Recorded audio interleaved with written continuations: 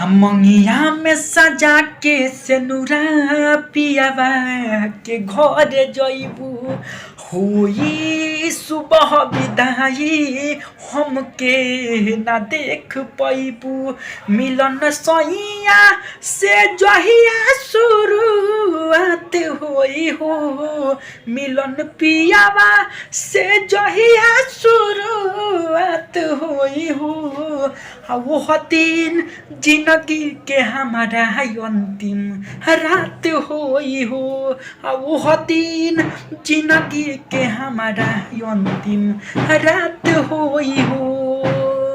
तो गाना सुन करके आप लोग को मालूम चलिए गया होगा गाना कैसा लिखाया है, ठीक है।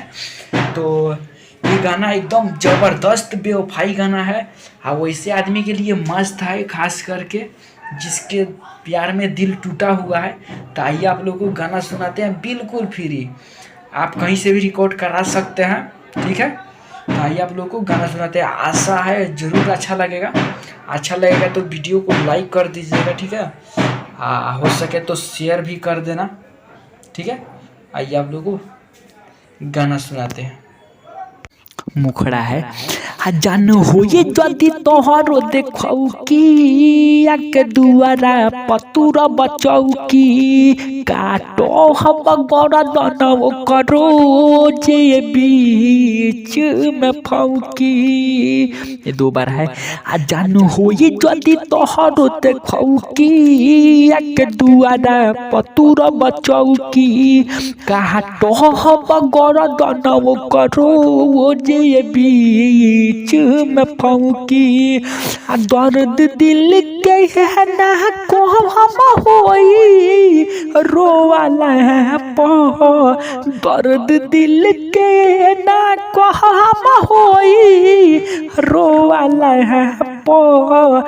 जान मनिया भरई हो हमारा मुआला जान मेहदी रचई हो हमारा मुआला तो ये था मुखड़ा। आशा करते हैं आप लोगों को जरूर अच्छा लगा होगा। तो अच्छा लगा होगा तो वीडियो को एक लाइक कर दीजिएगा, हो सके तो अपने फ्रेंड्स के पास एक ठो शेयर भी कर दीजिएगा, ठीक है। तो आइए आप लोगों को बिना समय गंवाए अंतरा की ओर लेकर के चलते हैं।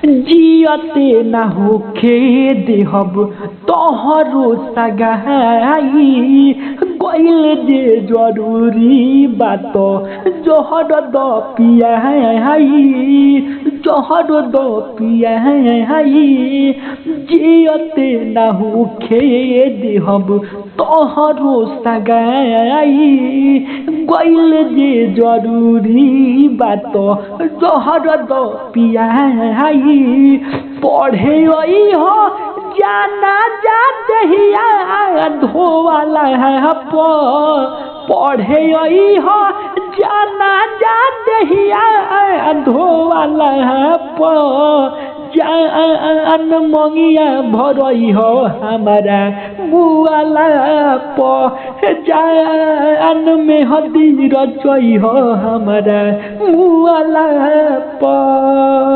तो ये था अंतरा। आप लोगों को जरूर अच्छा लगा होगा। तो आइए आप लोगों को लास्ट अंतरा सुनाते हैं, ठीक है, नाम वाला।